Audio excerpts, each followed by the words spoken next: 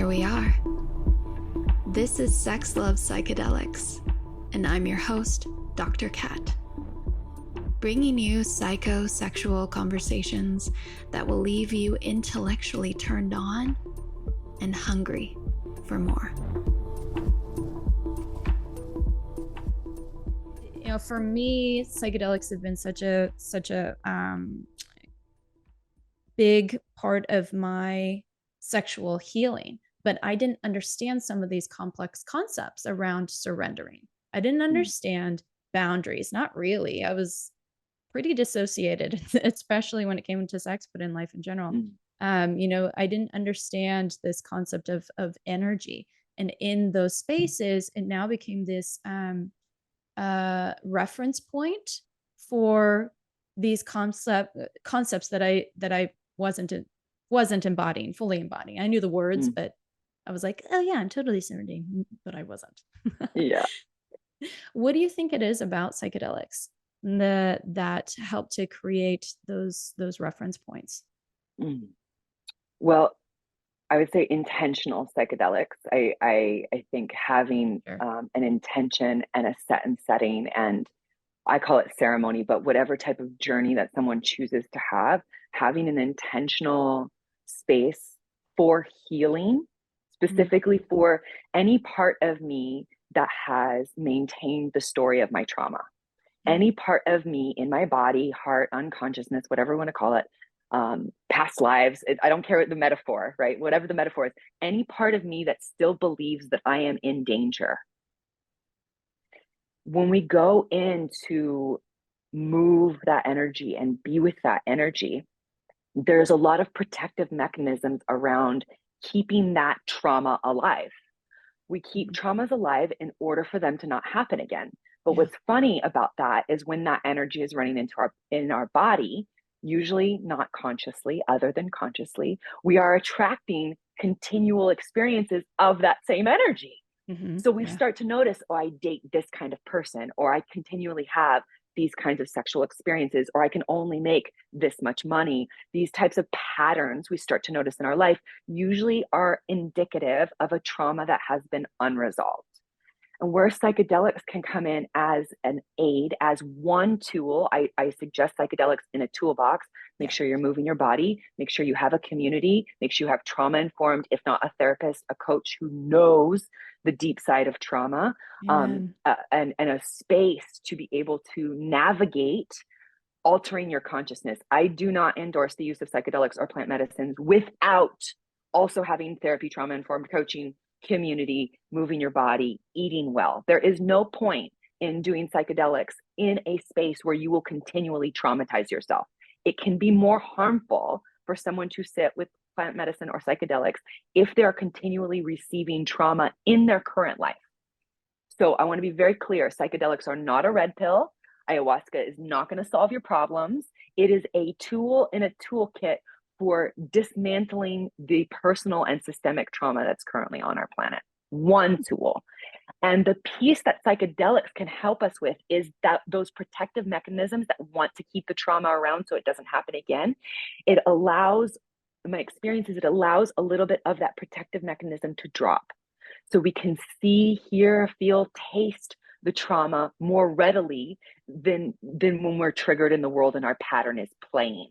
When the intention is for healing in a psychedelic space, and we're intentionally going into these patterns of like, okay, why can I only make this much money? Or why does my right hip always hurt like hell and I don't have an injury there, right? Like these little indicators of patterns.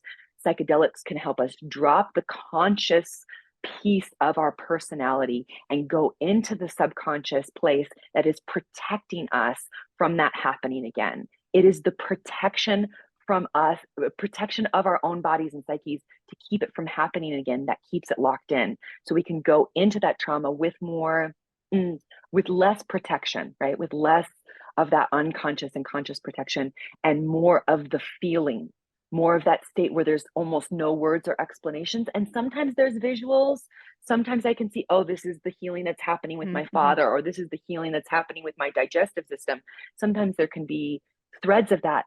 But my experience is 99% of the healing that happens in the psychedelic space is almost unidentifiable. it's energetic. It's something's moving in my body, or something is heating up in my neck, or something is crying and I can feel it's coming out of my left leg, but there's almost no story to it. So I noticed that psychedelics help us get into those places that are outside of the conscious story that we tell ourselves about ourselves and the world itself. Yeah, yeah, and even somatically, like there's trembles, somebody will go into trembles, or breathing, the breathing changes, or movement has to happen. Yeah, yeah, the crying, all of those are parasympathetic responses to flush that out of the body. Yeah, yeah. Are there practices that help to facilitate this? Like when we're thinking about eroticism, when you're in that space, like what would you said breath, sound, and movement earlier? Yes. I teach a practice called BSMT. It's super simple: breath, sound, movement, touch. And it's a way to activate, you can call it shamanic energy, orgasmic energy, erotic energy, God, like pray with your body kind of. But those simple tools, and those are tools from studying from over 20 different indigenous cultures throughout the world. In almost every shamanic tradition, they teach a form of breath work, sound, movement, and self-touch as ways to activate the shamanic, or what we're calling the erotic state, where more aliveness and more awareness of the aliveness that's in our body is available. And I'll make sure you have the link so you could put it in your show notes too, for anyone who wants to. Just, it's a simple practice, and I just literally lead it through with like a voice visualization that allows energy to start to move. This in and of itself can be a ceremony, right? Like psychedelics, again, are a tool to help us get deeper. But what I really love to share with people in spaces that I facilitate is you can access these states at any time with intention and with breath, sound, movement, and touch. Like, we can get into these spaces where there's more erotic, more shamanic energy flowing through ourselves, and we can utilize it for our own healing as well. So that would be the base. And then music is like an extension of sound, and bringing that music in. There's something about humans, words and sounds, and that connection that is erotic, is enlivening, is both so beautiful and so can be so painful, right? Like it's right on that edge. It's like on the clitoris edge of sensation is with that music, and utilizing that in our day-to-day life, and also in shamanic spaces and plant and psychedelic spaces, I've found is an amazing way to activate and move energy. Absolutely. And Tantra does a lot of this work too, the breath, sound, and movement and touch.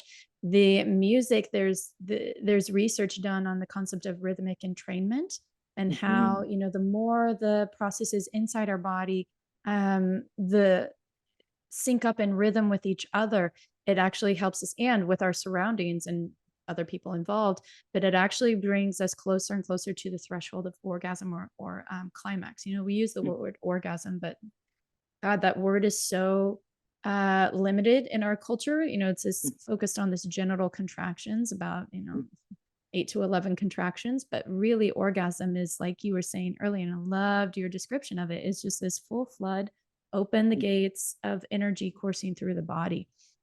And I think the more that we start redefining some of these words, we can discover the healing aspects, because they exist outside of these narrow confines of these definitions that we've been holding for so long. Well, that was fun. Thanks for tuning in, lovers. And if you want to experience more ecstasy and sexual liberation, head over to sexlovepsychedelics.com and learn about how you can join me for any one of my online or live events. And while you're there, grab my free guide on sex and psychedelics. Remember, this podcast is for entertainment and educational purposes only. Please contact your healthcare provider and local law before pursuing any of the products or psychedelics discussed. And one final note here. I make this show specifically for you. If you're loving the show, then be sure to leave me a review in iTunes or Spotify to let me know. Happy to be here and happy to serve. I'll see you next time on Sex Love Psychedelics.